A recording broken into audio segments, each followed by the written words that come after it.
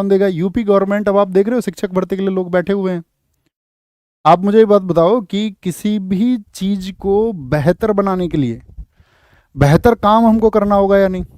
अगर हम उत्तर प्रदेश के एजुकेशन सिस्टम को बेहतर बनाना चाह रहे हैं तो इसके लिए हमें टीचर्स की आवश्यकता है या नहीं है? अध्यापकों की जरूरत होगी या नहीं होगी? आप बताओ मुझे। या हम बस वही आप देखेंगे कि जो आपका बच्चों और शिक्षक का अनुपात होना चाहिए, एक आदर्श अनुपात जो होना चाहिए, उसमें उत्तर प्रदेश बहुत पिछड़ा हुआ है। वैसे ही 7 वर्षों से यहाँ पर भर्तियाँ नहीं है, 7 वर्षों से बच्चों के सहयोग की कोई बात नहीं है कि भाई हाँ आकर के, और एक बीच में एक ट्वीट किया गया आपका, उसको भी डिलीट कर दिया गया। अब वो बच्चे डिमांड कर रहे हैं कि यार ऐसा क्यों कर रहे हो? ट्वीट ऐसा तो नहीं है कि तुम्हारा कोई आदमी बैठ के ऐसे ही ट्वीट कर देता हो कुछ भी अपने पास से? तो फिर तो तुम्हारा ट्विटर हैंडल जो है बड़ा वो संदेह की दृष्टि में है कि कोई भी कुछ भी ट्वीट कर देता होगा। तो सीधी सी बात है, उसके लिए कोई प्रोफार्मा बना होगा। और जब किसी की उम्मीदें हैं, क्योंकि टीचिंग में आप देखोगे ना, टीचिंग में अगर हम देखें कि लड़के तो अपना भविष्य बनाते हैं, लेकिन टीचिंग में एक सेफ जोन माना जाता है लड़कियों के लिए। आज भी हमारे समाज में ये परिवेश है कि लड़कियां के लिए, अब आपने देखा भी होगा, कई बार सुनी भी होंगे, लड़कियों के लिए टीचिंग और बैंक सही है। तो बहुत सारी लड़कियां, उनकी जो परवरिश और शिक्षा है वो होती ही इस आधार पर है कि वो कल को टीचर बन जाएंगी। तो टीचर बनती हैं तो वो आपका अपने जो बीएड हो गया, डीएलएड हो गया, बीएड आदि इन सब चीज़ों को करती हैं। और बीएलएड आपका इन सब को करने के बाद में उनको एक लंबा इंतजार करना पड़े।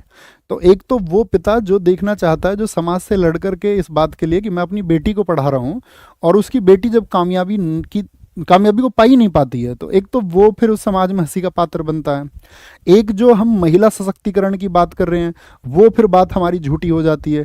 तीसरा जो हम बात कर रहे हैं आपका बेटी पढ़ाओ बेटी बचाओ, वो बात हमारी झूठी हो जाती है कि भाई हम बेटियों को कहाँ, हमने तो पढ़ाया है ना, लेकिन बेटियों को पढ़ने के बाद में जो वो डिजर्व करती हैं वो आप उनको नहीं प्रोवाइड कर रहे हैं। ठीक है। और फिर आपका एक ये विजन हो गया। ठीक है। एक दूसरा, जो बेटियों के अलावा जिनकी शादियां भी हो चुकी हैं, शादी के बाद में लड़की को वैसे ही आप जानते हो कि भाई बहुत जगह सपोर्ट नहीं मिलता उसकी पढ़ाई के लिए, जो अच्छी फैमिलीज हैं जो सपोर्ट देती हैं। अब अगर वो अच्छी फैमिलीज सपोर्ट दे भी रही हैं और ये कह रही हैं कि ठीक है आप अपनी निरंतर पढ़ाई रखो, तो किसी किसी की बेटी किसी के घर में बहू बनने के बाद में भी जो पढ़ाई कर रही है, इतने लंबे समय से पढ़ाई कर रही है, और उसके हिस्से में कुछ नहीं आ रहा है, तो यानी कि मतलब हम हर जगह विफल हो रहे हैं। और हमको इस बात पे विचार करना चाहिए कि हम उसको मतलब एक चुनावी मुद्दा नहीं बना सकते हैं। और चुनावी मुद्दे का मतलब कि हम सिर्फ ये कह दें इस बात में कि भाई चुनाव आधारित ये होंगी। दरअसल में हमको चुनाव आधारित या चुनावी प्रक्रिया आधारित भर्ती ना करा करके हमको केंद्र में रख के स्टूडेंट्स को, इस प्रदेश में अध्यापकों की क्या आवश्यकता है, शिक्षा को केंद्र में रख के हमको उनकी भर्ती करानी चाहिए।